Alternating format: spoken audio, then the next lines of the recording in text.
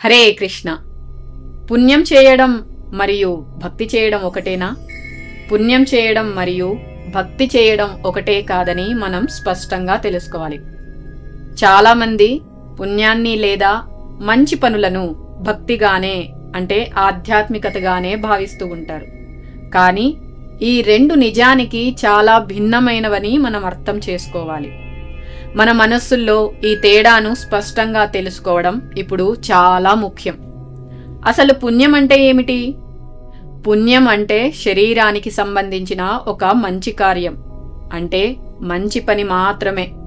ఇది భౌతిక శరీరానికి చెందినదే. దీనివల్ల ఒక వ్యక్తి మంచి భౌతిక ఫలితాలను పొందవచ్చు. అంటే ఉదాహరణకి ఒక మంచి జన్మ రావచ్చు, ఐశ్వర్యవంతునిగా అంటే ధనవంతునిగా పుట్టవచ్చు, ఇంకా మంచి ఆరోగ్యంగా ఉండటం, ఇలాంటి ఫలితాలు పొందవచ్చు.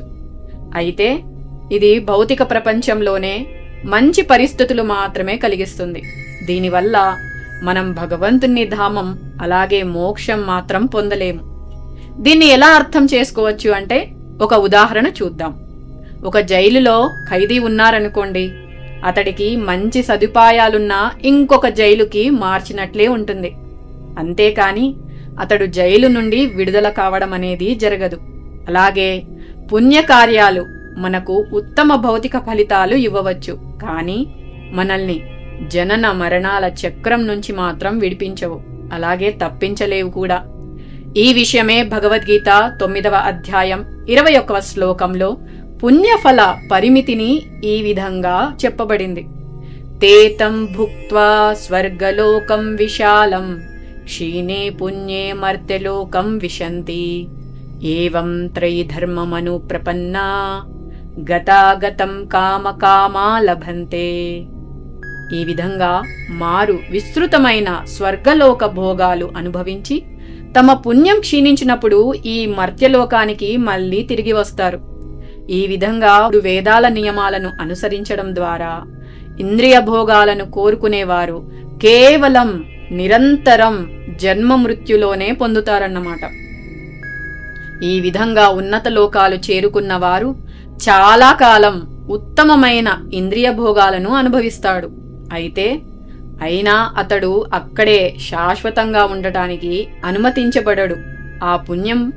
ఆ పుణ్యఫలం పూర్తి కాగానే అతడు తిరిగి మళ్ళీ ఈ భూలోకానికి పంపబడతాడు. మళ్ళీ పుణ్యం చేస్తే మళ్ళీ ఈ విధంగా తిరుగుతూ ఉంటాడు. అంతేకాని ఆధ్యాత్మిక లోకాలకి వెళ్ళడం అంటూ జరగదు. ఈ శ్లోకం ద్వారా పుణ్యఫలాలు శాశ్వతమైనవి కావు అని భగవంతుడు స్పష్టంగా చెప్పారు. ఎందుకంటే ఈ భూలోకాన్ని దుఃఖాలయమని అలాగే అశాశ్వతం అని కూడా అంటారు. ఇక భక్తి విషయం మాట్లాడితే భగవద్భక్తి పూర్తిగా ఆధ్యాత్మికమైనది, పవిత్రమైనది, దివ్యమైనది కూడా. ఇది శరీరానికి సంబంధించి కాకుండా ఆత్మస్థాయిలో ఉంటుంది. భగవంతునికి ఇష్టంతో చేసిన భక్తియుత సేవ ఈ భౌతిక లోకంతో సంబంధం లేకుండా ఉంటుంది. అంటే ఈ కర్మ భౌతిక ప్రభావం లేని కార్యంగా ఉంటుంది. దీనినే అకర్మ అని కూడా అంటారు. భక్తి యొక్క లక్ష్యం భౌతిక ప్రగతి కాదు. భగవద్భక్తి ద్వారా మనం ఈ జనన మరణ చక్రాన్ని దాటి నిజమైన మోక్షాన్ని, ఆధ్యాత్మిక లోకాన్ని అంటే భగవద్ధామం చేరగలము. భగవద్గీత 3వ అధ్యాయం 9వ శ్లోకంలో ఈ అకర్మతత్వం గురించి వివరించబడినది. యజ్ఞార్థాత్ కర్మణో అన్యత్ర లోకోయం కర్మబంధనః తదర్థం కర్మ కౌంతేయ ముక్త సంగ సమాచర. విష్ణు కోసమే యజ్ఞ రూపంలో చేసే కర్మలను చేయాలి, లేకపోతే భౌతిక జగత్తులో కర్మబంధనం అవుతుంది. అందుకే ఓ కుంతిపుత్ర, అతని ప్రీర్థత కోసమే కర్మలను చేయవలసింది. ఆ ప్రకారంగా నీవు సర్వదా బంధ విముక్తుడివి ఉంటావు. యజ్ఞార్థంగా చేయని పనులు అనగా భగవంతుని కోసం చేయని పనులు ఈ లోకంలో కర్మబంధంలో పడిస్తాయి. అందువల్ల భగవంతుని కోసం సంకల్పంతో ఆశలు లేకుండా పనులు చేయాలి. ఇది అకర్మం.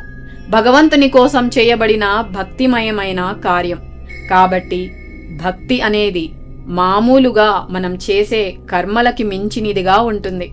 ఇది మానవ జీవితానికి పరమార్థమైన దారిగా చెప్పబడుతుంది. ఈ విషయాలు అన్నీ కూడా మనకి భగవద్గీతలో ఎంతో చక్కగా వివరించబడ్డాయి.